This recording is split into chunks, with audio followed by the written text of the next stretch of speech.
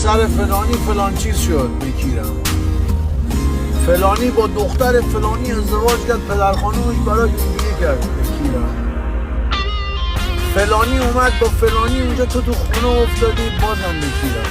به من چرا؟ من اگه مریض بشم مگه کسی جلوشو با من میکشه؟ اگه خوشحال بشم کسی با منه؟ خودمم برادرم، با خودم رفیقم، هیچ ضرری برای کسی ندارم. به قرآن مجید حاجی تو تاریکی خودم هم بد شیر نمیخوام، برای خودم میخندم، گریه میکنم، میخونم، میزنم، حال میکنم. چرا که نه، یه اراده ای دارم که خدا وکیلی هیچ اراده منو نداره. شما دارید اراده خیلی قوی دارم. ای خدا شکر، خدا حرف نداریم. دلتنگ بی‌معرفت ترین مادر جنده دنیا، فقط همینو میتونم به شما بگم. دلتنگ کسی هستم که حاجی بی غیرت کرده منو، برای همین نمیتونم بهش برگردم به هیچ وجه. سلامتی خودم. روزها میروند، سالها میروند، به کیرت کی میرود؟ ما هم میرویم. آقایی که این اشتباه رو کردی یه وجب باد فاصله دارم، نزدیکم بهت خواهم گرفت. فشارهایی که رو تو میارم رو منتال و بدنت میرسم به نفر بعدی که بهت گفت. پرونده‌ات در دست اقدامه، خودم هم سرکشی میکنم رو پرونده. یه ذره شبیه این فیلم‌های ترسناک هستش. وای آیسی قاطی کرد که نه اون روی آیسی رو که اون 6 میلیون نفر ندیدن، اون روی من تو خواهیدی. چون مستقیم هم صحبت نمی کنم با کسی، اینجا میگم شاید ببینین از اون 48 ساعتی که وقت داده بودم، آره 10 ساعتش گذشته تا الان. انقدر فاصله دارم با انقدر. ولی الان داداش فقط بستم به اون،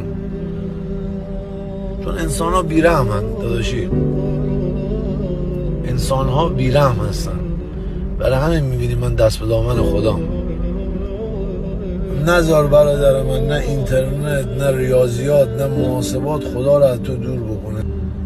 آره خدا رو یه گوشه داشته باشین دیگه، جایی از مغزتون نمیگیره که یه کلمه کوچولوه باید احساسش بکنی بذار تو مغزت.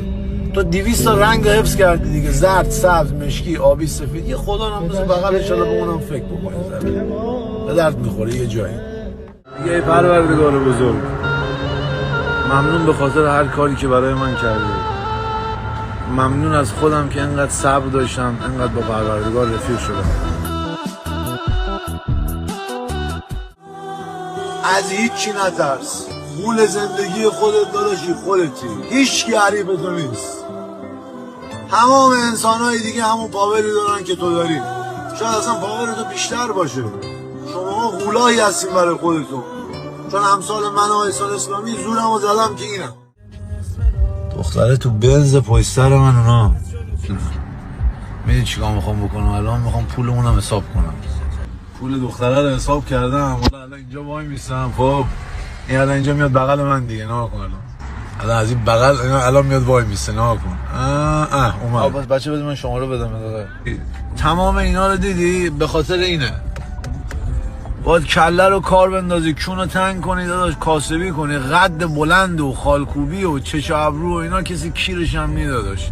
فقط مایه خارکسته. سخت کار بکنین، برای خودتون گل بذارین. یعنی پیش خودت فکر این دختره که اصلا نمیدونست که من تو اینستاگرام 6 میلیون تا رفیق دارم، که نمیدونست قد من کسکش چنده تو این ماشین. من اینجا نشستم فقط گردن من بیرونه، فقط به خاطر این کسکش. میگه میزنم سلامتی کسی که حالش خوب نیست ولی میخنده که حال بقیه خوب شه. جلوم یه آلبوم پر از بچگی و توب صرف شده، شلوغ ولی یارون تو هست. حساب کن مثل کش، میای عقب میگه اینا که رفتن جلو، من چرا عقبی میرم؟ کش در میره، کودتا میکنی اون موقع. رفیق پیدا نمیشه، ناموسم پیدا نمیشه.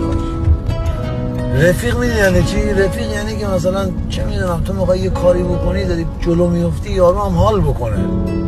اون اگه حال بکنه بهت هم نگه، ولی تو دلش حال بکنه جای دیگه کارما خودش میاد سراغش. یکم میزنم